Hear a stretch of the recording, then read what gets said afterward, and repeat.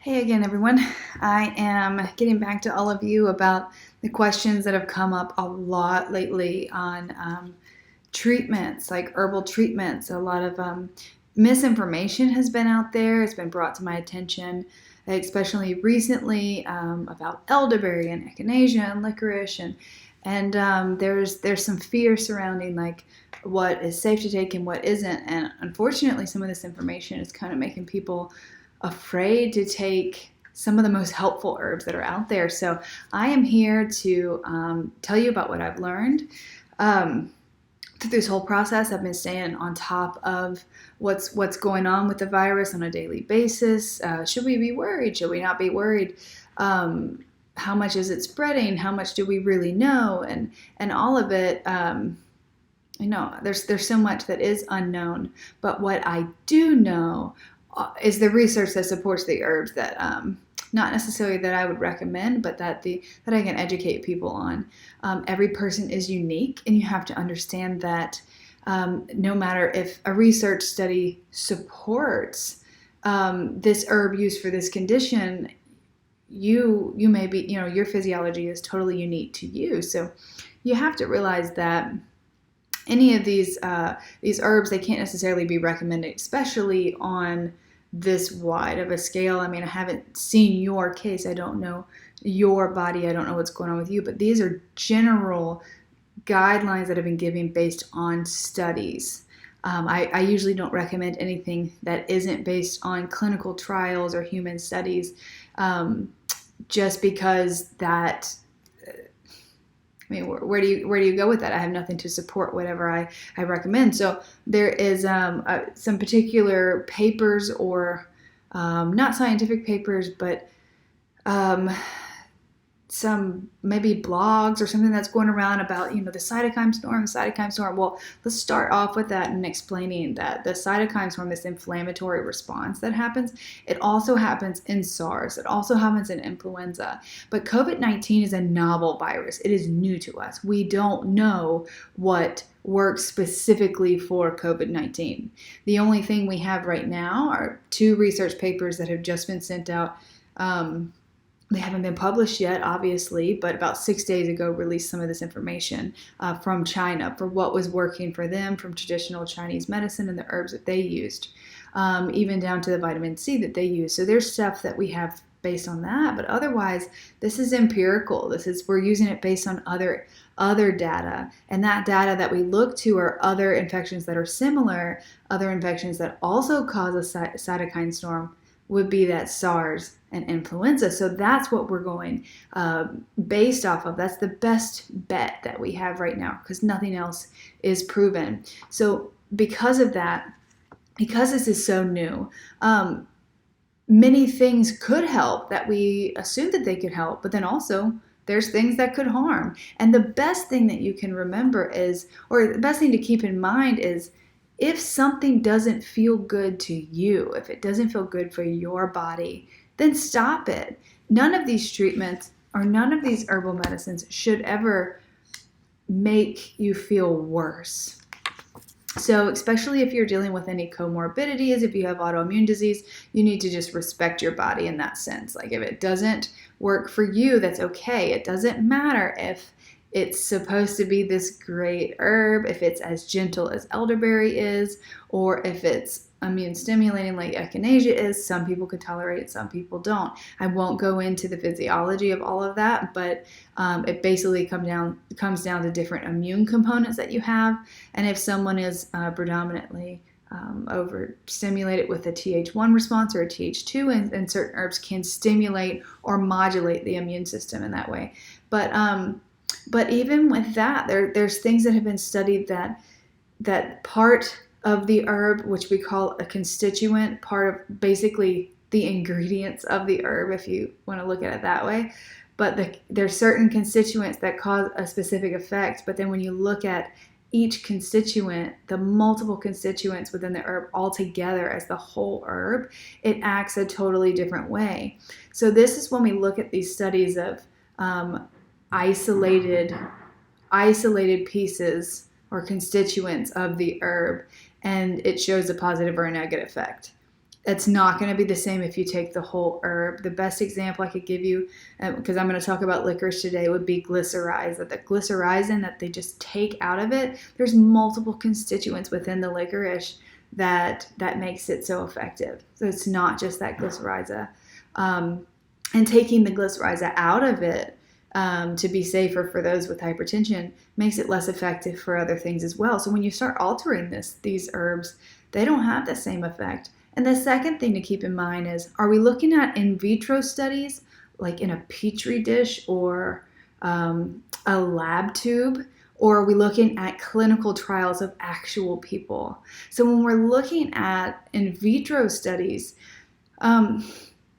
how exactly are we looking at an herb, how it's been digested in the stomach, how it's been filtered in and out through the enzymes that we use, broken down with the enzymes and filter out in the small intestines and absorbed in certain ways, and the constituents, mixing with what is inside of our bodies? How can you use a petri dish to see how that works? So when someone says, oh, this specific study showed a cytokine storm, I say, wait a minute, was it in vitro? Was it a clinical trial? Was it a clinical study? Was it a look at observational study of how people actually reacted to this particular herb? Because I do not take in vitro studies and animal studies as hardcore information and just making a decision for a person. Because it's not a good representation of that. It never has been. So let's get into, let me see what I have here.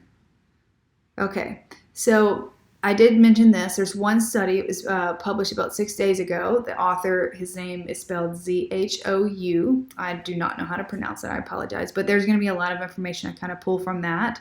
They have a combination of herbs. The first herb that has been used as the top 10 herb in China that was in this study that's about to be published was licorice. So that's going to be the first one we go on to. So let's see if I missed anything from this.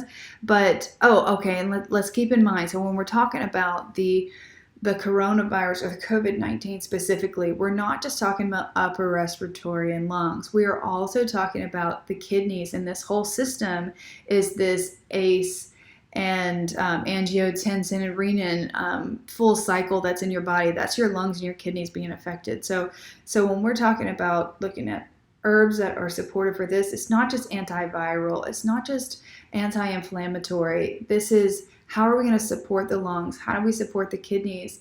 And then the other thing that people are kind of they don't understand about this is this cytokine storm that's happening within the pharynx and the lungs, but also the inflammation and all the symptoms that occur with the GI tract too. So a lot of diarrhea or nausea is occurring with people. So we're trying to support all of those symptoms. So the herbs that I'll talk about today support all of those systems. Okay, so licorice, not the best herb to take on its own. It's usually in combination with other herbs, great in a tincture form, glycerite form. You wouldn't want to take the DGL. I just talked about that. That's the deglyceride form. That's when they extract that part. You want to take the plant as a whole. Try not to take one constituent, as I mentioned before. The studies from 2003, 2004, 2005, 2012, all with influenza, looking at SARS. There's 3 papers that showed 50% inhibition of the SARS virus. So if we looked at anything that was similar, that would give us the best hope for positive treatments. That would be with SARS. So a 50% inhibition, which is great. It's used for prevention. It's used for treatment. There is no evidence of a cytokine storm with this. No evidence at all. Actually, quite the opposite. And every herb that I'm going to talk about is quite the opposite effect clinically, and the symptom picture that you see. And like I said before, this is one of the top 10 herbs for traditional Chinese medicine that was published in that will be published in that 2020 study. So the only thing about licorice is if you're going to use it as an herb on its own or for a long time or at higher dosing, you really need to talk to an herbalist or an ND to get on board with that if you have hypertension or if you're on like an ACE inhibitor or any kind of meds like that, because there's a whole balance between sodium levels, potassium levels, and causing hypertension and all of that. So you wouldn't want to just go gung-ho on that, even though it's a really, really great herb. You like somebody that's well known with that or well versed with that herb to like guide you in it safely.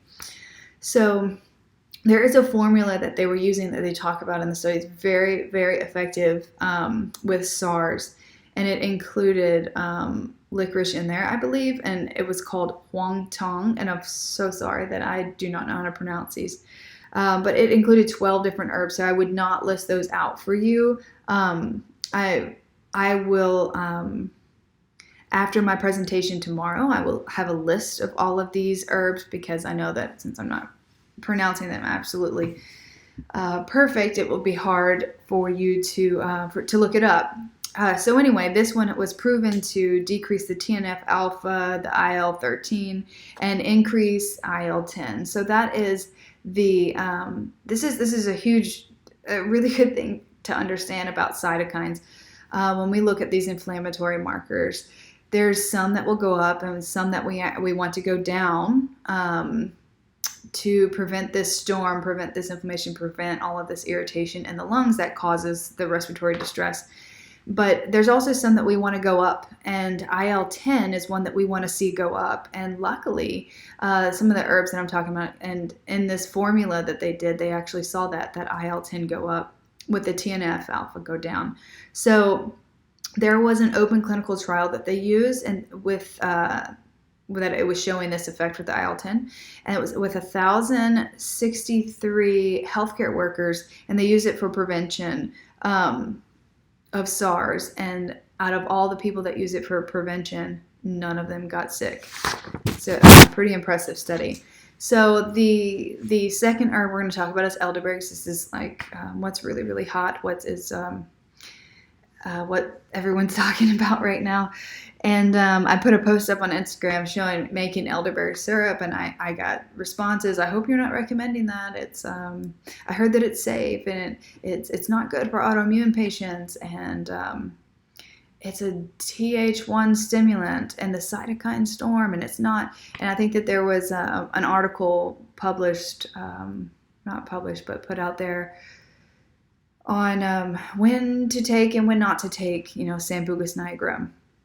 So here's the thing with elderberry. It has been proven time and time and time again to be safe and effective, a very safe and effective herb. Now, is that for every single person that takes it? No. Remember that it's unique to you. It's unique to your situation. But in multiple influenza studies, and like I said, in influenza, they have a cytokine storm. It can go into the lungs. You have the lung inflammation. It can lead to acute respiratory distress.